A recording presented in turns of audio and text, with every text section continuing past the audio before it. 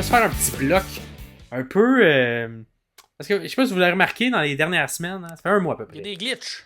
Il y a un peu de glitch. Fait que tout ça, depuis Mania, autour de Mania, ça a commencé à apparaître. Des petits glitches ici et là. De choses qui arrivent. Et là, lors du SmackDown, on en a eu un autre glitch avec un code QR qui est apparu à l'écran directement. Et là, moi, j'ai commencé mes recherches. On s'entend, je les avais déjà un petit peu commencé avant. Fait que là, avant de tomber à celui qu'on a vu à SmackDown, je vais vous un peu reculer dans le temps. Fait qu'on va faire vraiment un retour de qu'est-ce que c'est, ces codes QR-là qui apparaissent depuis le 8 avril. Donc, la première fois qu'on a eu un code QR, c'est au 8 avril, au lendemain de WrestleMania. Ça a été, je vous dis, quand ça apparaissait, juste pour qu'on ait tous les indices et qu'on puisse voir si jamais ça a un impact plus tard. Donc, ce premier code QR-là est apparu lors d'une promo de Bronson Reed. Et c'était simple, c'était pas un code QR, c'était pas rien, c'était que un petit glitch et dans le bas, c'était écrit un petit Hello. Tout simplement. C'est comme si quelque chose nous disait Hey, j'existe, salut, je suis là. Fait qu'on a commencé ça comme ça, juste un petit Hello. Un petit Hello que quelqu'un nous dit. On sait pas c'est quoi. Allô. Fait que 8 avril, parfait. Premier Hello. Ensuite, on a eu un deuxième message un peu subliminal, encore dans un petit glitch, lors du SmackDown du 12 avril. Et cette fois-ci, c'était pas un genre de mot croisé comme ça, mais que quand tu reliais les lettres, ou peu importe, quand tu voyais, tu pouvais faire un peu la phrase « You forgot about us ». Fait que vous nous avez oubliés. Vous ne pensez plus à nous. Vous nous avez oubliés. Et ça, c'est apparu lors du match de Bianca Belair et Jade Cargill contre Piper Niven et Chelsea Green. Est-ce que ça a un lien? Est-ce que c'est juste à des moments... C'est à cet endroit-là, aléatoire, mais c'est à cet endroit-là que c'est arrivé. Fait qu'on va voir pour la suite ce que c'est ça. Puis, et c'est la première fois aussi dans l'arena qu'on a entendu la chanson Nightbird, qui est une vieille chanson, qui est un peu glauque, tout ça, mais qui fait un peu penser à des airs un peu de la chanson de Wyatt, mais différente. Un peu genre, un peu mystérieuse, puis un peu bizarre. Fait que vous pouvez aller l'écouter, la chanson s'appelle Nightbird. Fait que là, c'est le deuxième message qu'on a. Alors ça, on a eu le Raw à Montréal. Moi, j'étais là en personne. Et encore une fois, dans une des pauses publicitaires, au lieu d'avoir la pause publicitaire, on a eu des glitches à l'écran qui sont apparus. Et ces glitches-là, on jouait pendant que la chanson Nightbird, encore une fois, a joué. Fait que deuxième fois qu'on voyait cette chanson-là jouer. Fait que les gens qui sont sur place aussi, il y a des glitches. Exact, il y a des glitches dans la production. Pendant que c'est les pauses, pendant des trucs. Fait que là, on l'a encore vu. Et pendant ce Raw-là, moi je l'ai pas vu parce que j'étais en personne, mais à la télé, à un moment, il y a eu également un petit glitch qui est apparu. Et là, on a eu le premier code QR avec des lettres qui sont apparues un peu à l'écran. Et là, c'était comme à deux moments différents. Et là, quand tu remettais ensemble les deux moments où c'était arrivé dans le Raw, ça te donnait une adresse courriel. Fait que c'était comme si les lettres étaient coupées en deux. Mais quand tu mettais les deux ensemble, ça faisait une longue adresse. Et là, c'était avec différentes lettres, tout ça. Cette adresse-là. Et ce truc-là nous amenait à une espèce de vidéo, un peu de film d'horreur, mais où on mettait, pour ceux qui ont pris des cours de philosophie avec... lors de leur cégep, ou plus tard, si vous écoutez ailleurs, il y a comme une image de la caverne de Platon. Il y a un peu un concept qui dit que nous, ce qu'on voit dans la réalité, ben, c'est juste une représentation des idées, si on veut, plus grandes, puis nous, on s'est fait des représentations. Fait que, par exemple, une chaise, mais qu'on voit en personne, c'est une chaise, mais l'idée de la chaise qui est dans nos esprits, elle est universelle. Donc, pour tout le monde sur Terre, la chaise, elle est universelle, mais chaque chaise réelle est différente de l'idée universelle, mais découle de l'idée universelle. Donc, c'est un peu ça le truc de Platon, la caverne de Platon. Et là, on a une image où on voit une espèce de quelqu'un qui tient un corbeau dans ses mains, derrière une flamme. Et là, quelqu'un qui regarde par en avant et qui voit l'ombre du corbeau aller comme frapper, si on veut, le mur, et qui regarde ça un peu... un peu. Ben, c'est ça, un peu... Il fait qu'il regarde ça. C'est comme quelqu'un grec, genre un peu dans le truc grec. Et pendant que cette image-là en haut, t'as les phrases en dessous qui dit « Il est temps de se réveiller. Prenez ma main. les choses vont bientôt mieux aller. Faites-moi confiance. Et là, on a un signe qui semble être le signe de cette future entité ou ce futur groupe, qui est un cercle avec un espèce de truc de monsieur, madame là, que vous voyez à l'écran là, en ce moment. Fait que... Puis ça ressemble un peu à comment on tient un oiseau. Comme si c'était quelque chose qu'on tenait sur un truc et que ça s'était illuminé par une lumière. D'après moi, c'est ça. Et il y a encore l'image du oiseau. Là, on se souvient de la chanson Lady Burn Night et encore une espèce de corbeau qui va. Fait que c'est vraiment l'image qu'on a beaucoup de ce clan-là. Fait que là, ça fait le tour pour cette nouvel indice-là qu'on a eu le 15 avril dernier. Ensuite, on en a eu un autre. Et ça a été durant le match de Braun Breaker. Et ça, c'était très court. C'était comme un glitch, mais ultra rapide. Fait que pendant 1 seconde, il y a comme 8 images qui sont apparues juste avant qu'il fasse son spear, le Braun Breaker. Oui. Avant qu'il parte à courir. Et là, il y a comme... l'image s'est comme superposée avec d'autres images. Et c'était l'image du dessin du corbeau qui est arrivé avec plein de petits signes, mais comme si c'était plein de petites personnes. Fait que le signe avait en croix avec la truc.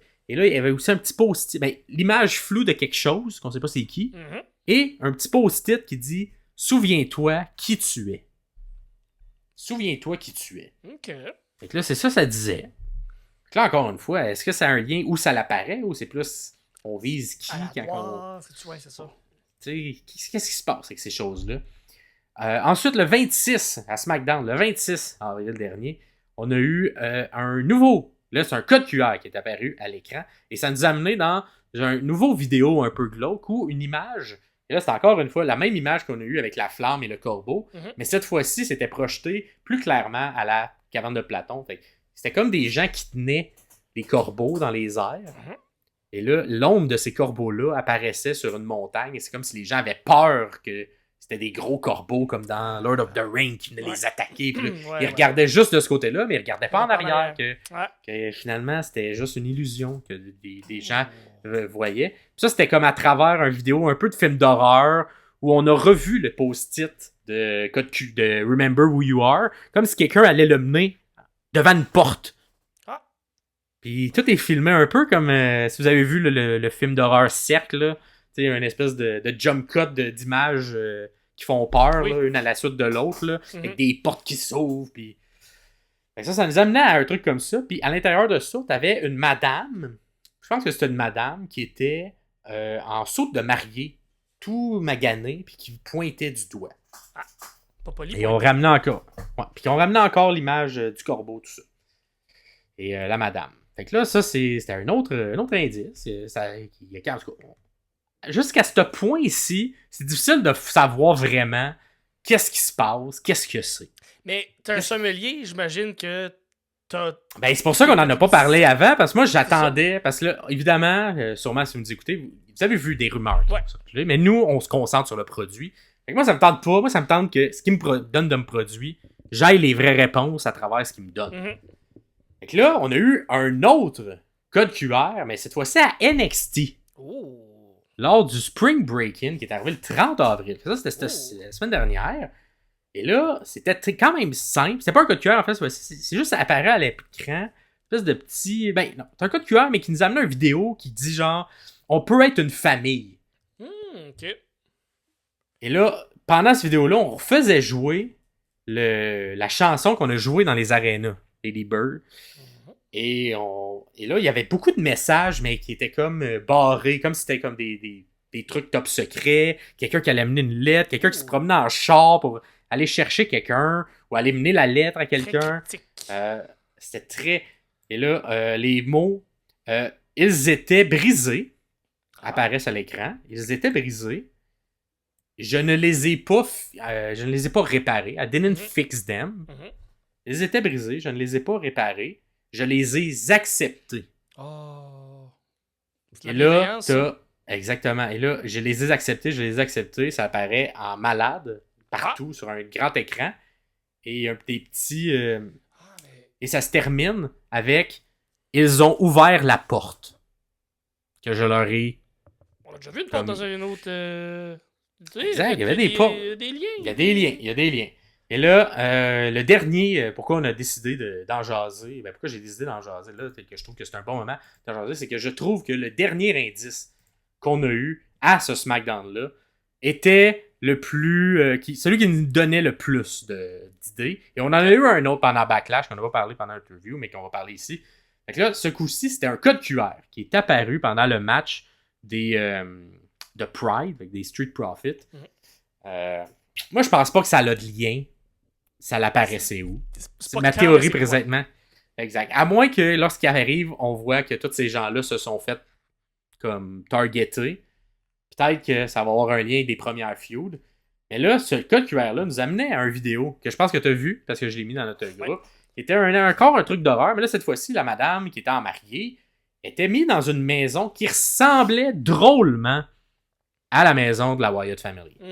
Fait que là, je pense que c'est le premier indice qui peut nous pointer du doigt quelque chose de clair qu'on a déjà eu comme visuel, avec plein de petites chandelles un peu partout dans la maison. Et cette madame-là, qui est en robe de mariée, tout ça, qui me fait beaucoup penser à Sister Abigail. Avec le voile. Avec le voile, avec ce que c'était, et qui a un jour interprété Sister Abigail, ou qui a eu possession. Étiqueté / Sister Abigail a rentré dans son corps, fait qu'elle a possédé cette personne-là. Parce que Sister Abigail a fini en marionnette dans les dernières années du Fiend.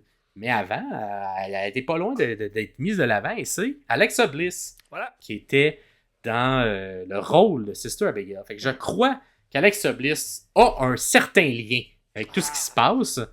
Et dans ce vidéo-là, très glauque, très cryptique, il y a les mêmes phrases qui reviennent, mais une des phrases de la fin qui arrive, c'est « We believe ». Mais lorsque tu regardes la vidéo, le vidéo d'horreur glitch au moment où « We believe » apparaît, et le « E » se fait superposer par un « O ».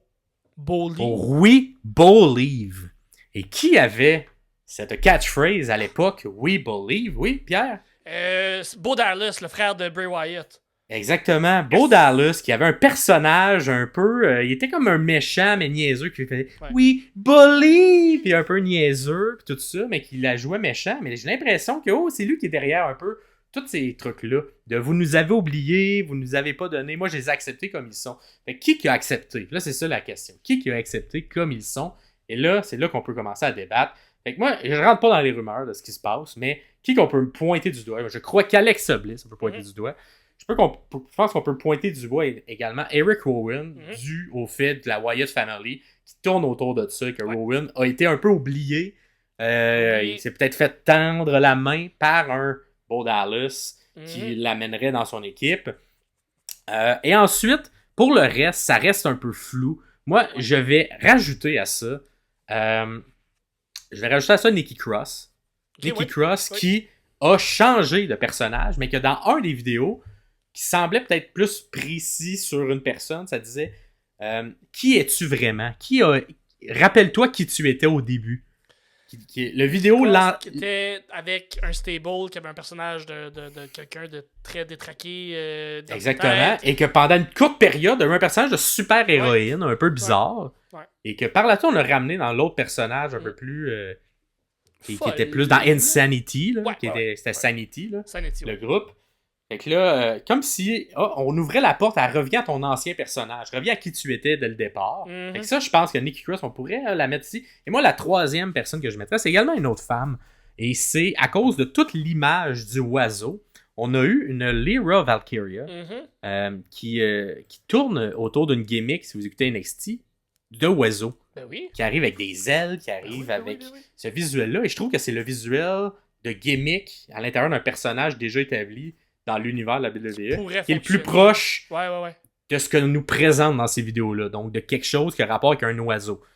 Qu'est-ce que ça va être le nom de ce groupe-là? Je ne sais pas. Les gens sur Internet leur donnent déjà un nom. Moi, je pense que le nom, on le sait pas encore. Mais je pense que ça va tourner autour de un espèce de... Je pense qu'on va y aller beaucoup sur faire peur et l'illusion de la caverne de Platon risque d'être de tourner autour. Et j'ai l'impression que l'oiseau risque de tourner autour. Est-ce que l'oiseau qu'on voit va être le personnage, tout ça? Des gens disent Uncle Howdy. Moi, je pense qu'on va peut-être se détacher Ben, de c'est ça. Toi, tu détaches complètement la gimmick qui avait été Ouais. établie. Il y a beaucoup de Wyatt Six. Ça Ouais. tourne beaucoup autour de ce que Bray Wyatt a installé comme univers. Toi, tu te détaches complètement là-dessus. Tu gardes la Je détache à coloration. moitié. Tu Moi, je gardes pense que ça n'a pas lien l'aura. avec Bro. Ouais, c'est ça. Tu gardes l'aura, mais t'enlèves complètement la gimmick Exact. de Husky, Moi, je pense pas Husky Harris, puis Sister Abigail et tout ça, mais tu gardes... Ben, de ce qu'on me présente, oui. moi, je vois beaucoup plus une version de Bo Dallas qui, avec les années, a été oublié, devient fou et se fait une secte dans laquelle il accueille tout le monde qui ont été également oubliés et également un peu rejetés. Et clairement, l'imagerie de l'oiseau est trop présente pour pas que ça ait un lien avec le visuel du groupe ou l'insigne ou quelque chose qui a un lien dans le groupe. Combien ils vont être, je le sais pas. Évidemment, les gens disent Wyatt Six, à voir, ça sera ça. Moi, pour l'instant, je pense qu'ils sont que ça serait 3 filles, le leader Bo Dallas et Eric Rowan. Moi, j'en compte 5 pour l'instant, de mon côté. Ouais. Peut-être un sixième monsieur viendra faire pour qu'il y ait une parité dans le groupe. Mais moi, c'est ça que je vois pour l'instant. Fait que, puis, dernière chose. On a eu un autre code QR à l'intérieur de Backlash. Et ce code QR-là nous amenait à un nouveau vidéo. Mais ce qui est intéressant de cette vidéo-là, c'est que là, on commence à y aller comme un peu next level parce que à l'intérieur du vidéo, il y avait un code qui nous amenait à un numéro de téléphone qu'on pouvait appeler. Et lorsque tu appelais le numéro de téléphone-là, c'était comme une voix d'une madame un peu méchante qui nous rappelait encore une fois. Mais enfin, elle fait un peu l'histoire de... Il y avait 99 moutons qui se sont égarés et lui nous a retrouvés, il nous a amenés, puis bref. C'est un peu ça, c'est peut-être issu de la Bible ou peu importe, mais c'est une histoire un peu là-dessus, d'encore des gens qui se sont égarés et qui ont retrouvé chemin à un endroit. C'est très cryptique, mais le code en haut du lien vers cette vidéo-là, il y avait beaucoup de V dans le lien, et si tu les mettais, tu es capable de les mettre, ça mettait la date, si on veut, du 25 mai. 25 passe, le 25 mai et mai le 5. Et le 25 mai, c'est King ou Queen of the Ring. Ah!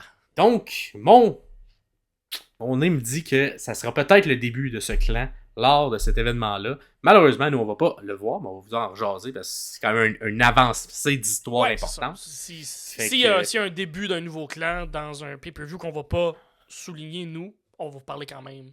Exact, de ce début et de comment ils sont rentrés. Fait que j'ai l'impression que ça s'enligne vers cette date-là et vers ce truc-là. Fait que j'ai l'impression aussi que d'ici le 25 mai, d'autres vidéos. Fait que là, on vous le dit, on lance la chasse. Fait que vous pouvez nous le dire, soit directement en dessous des commentaires de cette vidéo-là, ou les prochains qu'on va sortir, juste nous faire des petites mises à jour. Et si on voit des nouveaux indices qui pourraient pointer vers certains lutteurs, certaines lutteuses, on va commencer à faire exact. Voici qui va s'en aller.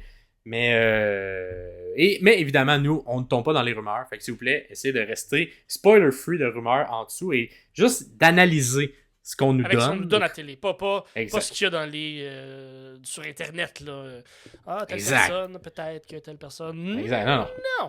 Comment, avec les indices qu'on a, on peut pointer la direction de certaines personnes. Fait que, moi, à date, c'est ces 5 personnes-là que je verrai. Mais ça fait du sens. Tu sais, moi, je me suis pas posé la tête sur cette grande épopée de cryptiques glitch qui se passe dans notre télé. Je les ai vus, mais je me suis pas... je me laisse porter par la surprise qui va apparaître un moment donné. Mais j'aime beaucoup, beaucoup, beaucoup ce que tu dis, ce que tu prétends, ce que tu avances. J'analyse. Ce que tu analyses, exactement. Ça fait bien de l'allure. Ouais. Fait que dites-nous si vous êtes d'accord en commentaire. Puis pour les prochaines semaines, mais évidemment, il va en avoir d'autres. Fait que on va pouvoir continuer à faire notre petite recherche. Et j'aime ça comment c'est amené parce que Wyatt faisait beaucoup ça lui-même dans ses promos. À mettre des messages un peu cryptiques qui n'étaient pas toujours analysés ou toujours découverts. Il l'a dit vraiment plus tard dans sa carrière, qu'il y avait beaucoup de choses au début de ses promos de Wyatt, avant même qu'il fasse un premier match, que les gens n'avaient pas compris, puis qu'encore aujourd'hui, des gens n'ont pas compris. Évidemment, bon, là, il n'est plus avec nous, donc il ne pourra jamais nous le dire, confirmer ce qu'il voulait vraiment dire à travers toutes ces promos-là. Mais il y avait des messages un peu subliminaux sur où ça s'en allait, que lui trouvait clair, mais qui était un peu dispersé. Et c'est une autre manière de le faire, je crois un peu plus clairement quand même, cette fois-ci, mais qui nous permet en tant que communauté qui aime la lutte, de rechercher un peu les indices. Et l'idée d'appeler un numéro de téléphone puis d'avoir un truc, c'est quand même innovant, somme toute, comme manière de l'amener. À voir si ça va peut-être même devoir aller chercher des indices dans un lieu réel. Ah, peut-être. Aller voir quelque chose, ou je sais pas, à la date, il n'y en a pas eu, mais ça serait cool aussi d'aller mettre des coordonnées de lieux où on doit aller à quelque part.